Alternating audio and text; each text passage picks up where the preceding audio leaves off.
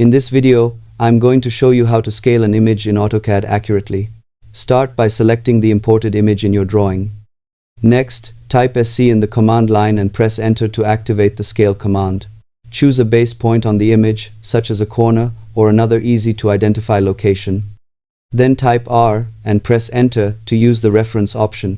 Select 2 points that represent a known distance on the image, such as a wall or dimension line.